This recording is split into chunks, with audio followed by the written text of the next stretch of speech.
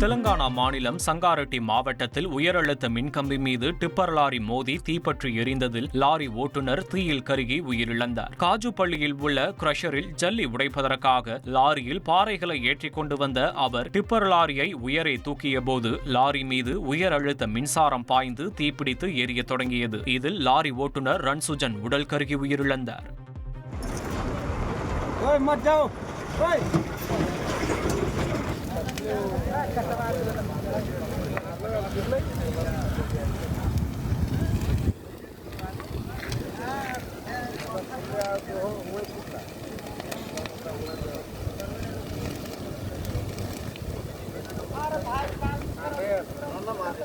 கேரளாவில் மழைநீரால் மூழ்கிய பள்ளத்தில் இருசக்கர வாகனம் விழுந்து விபத்து ஏற்பட்ட சிசிடிவி காட்சி வெளியாகியுள்ளது.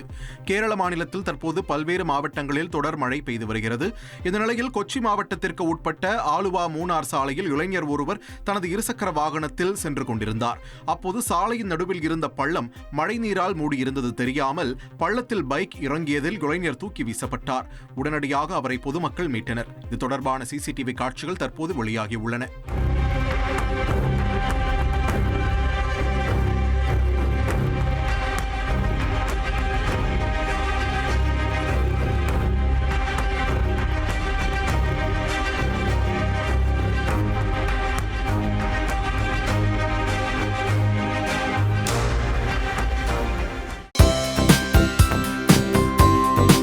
தந்தி டிவியை உங்கள் கேபிள் டிவி ஆபரேட்டரிடம் இலவசமாக கேட்டு பெறுங்கள்.